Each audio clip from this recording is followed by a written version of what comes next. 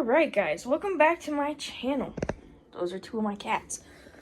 Today I'm going to be making some cheesy broccoli soup, if you can't tell by what we have already. I'm also going to be putting some chicken in it. Don't mind my hair and the fact that I don't have makeup on. I'm cooking, I'm not going out. Alright, so here we've got some broccoli simmering. It hasn't quite gotten to heat yet. But, and then I'm going to start the roux right now with some seasoned and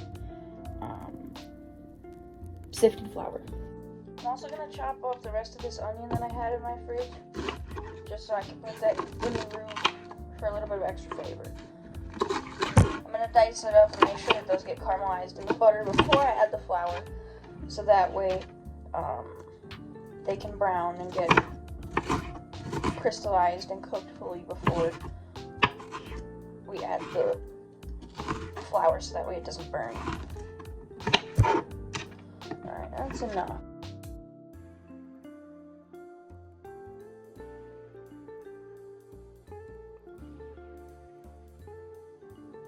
So while I did that, the broccoli got cooked. I cook it just almost all the way, so that way when it goes into the soup, it can cook a little bit more. And then here we've got our onions. We're just waiting for these guys to caramelize up, and then we're going to add the sifted flour with the seasoning. One of the most important things to remember when you're making a roux with like caramelized onions is to do it on extremely low heat, or any roux for that matter, but specifically ones where you're using caramelized onions, because if you burn the butter or you burn the onions, it's going to set off the flavor and the texture completely. So like sometimes your roux will be too brown and it'll change the whole color of your dish, or it will be a little chunky if it's cooked weird.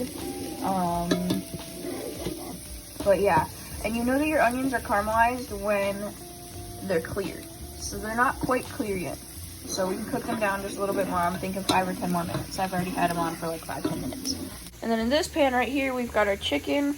It's supposed to be 3 chicken breasts, but 2 of them kind of like disintegrated when I thawed them out. I'm not really sure what happened there, but they look and smell fine. So I looked it up. It can happen when things are in the freezer for a little bit too long, so whatever. I seasoned it, cooking it like normal. I seasoned it with just a touch of this, some oregano, crushed red pepper, Italian seasoning, and some Lowry's. One thing I like about Lowry's is the really like universal seasoning. Like, it's got salt, pepper, garlic, and onion, so I just buy a big bottle of that rather than buying all of those, because those are the 4 main seasonings I use when I cook dinner. And I buy like other seasonings per when I need them, but most dishes that are good with salt and pepper are good with garlic and onion. So I rest my case. I don't really need to buy anything else. I have salt and pepper, but I don't buy garlic and onion. So when your onions start to get a little bit brown, that's a good indicator that they're caramelized. So I'm going to mix in the flour now, and probably a little bit more butter. And the important thing with roux is you do have to work extremely fast. And normally I don't like using metal on these pans that we got, since they're new. But the whisk usually doesn't take that much effort since they're non-stick pans. So you just have to make sure that it's like smooth.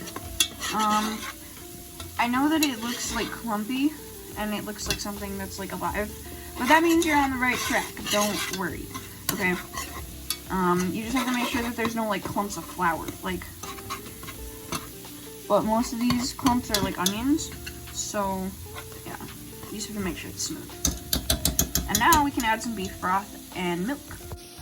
I'm honestly just measuring from the heart here,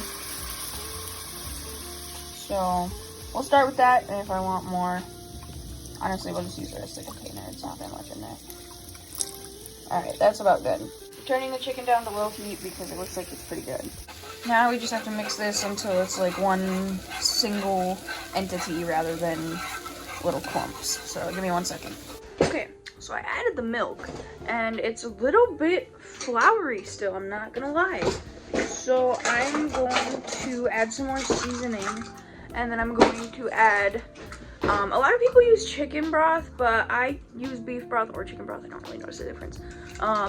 As a matter of fact, I'm gonna be combining them because I ran out of beef broth. I'm gonna be adding 2 cups of water and 1 chicken bouillon cube for now.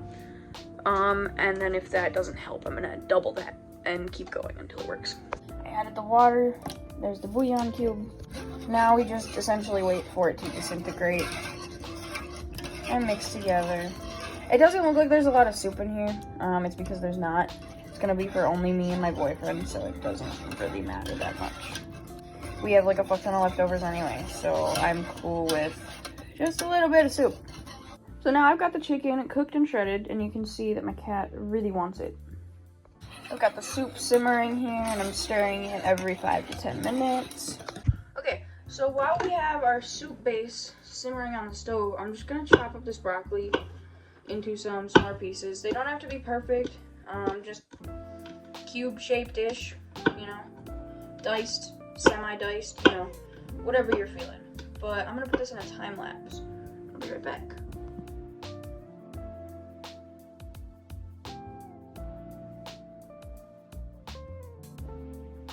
So now that we've got this all chopped up, we're just gonna throw that in here. But first, I'm gonna put the cheese in. Okay, so for the cheeses I put in here, I put in some grated mozzarella, some grated parmesan and romano blend. I put in some cream cheese, I think about like 2 ounces of that. And then I put a couple slices of American, and then I put some Colby Jack as well. Alright, well there you have it. Now I added the chicken and I added the broccoli. It's simmering on low for a little bit just to let it thicken up to my liking.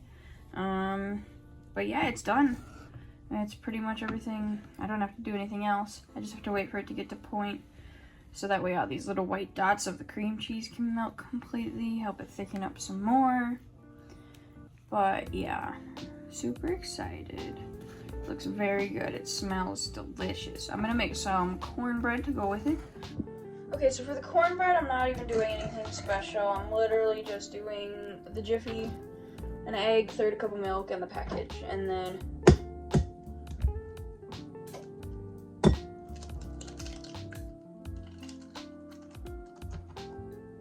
I hate when the shells go out in the fucking thing. It's actually gross.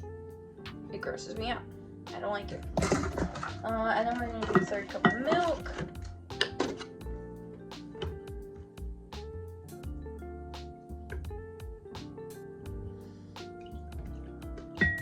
I like to do just a little bit extra,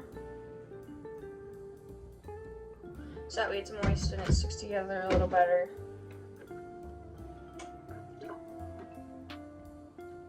And you want to use all that, so let's go put that back. And then you just whisk it up. I didn't put the cornbread mix in yet because I like to mix up the liquids together first. That's the oven preheating. You preheat your oven to 400 degrees. And then, yeah, you literally cook it for 20 minutes. Or 15 to 20 minutes. And I mix it in just a little bit at a time. Because then it helps get all the clumps out. It makes it stick together better.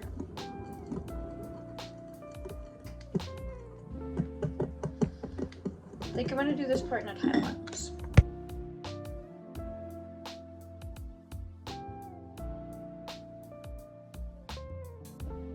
Okay, so now you're just going to take your greased baking dish and just put it in there like it's cake batter.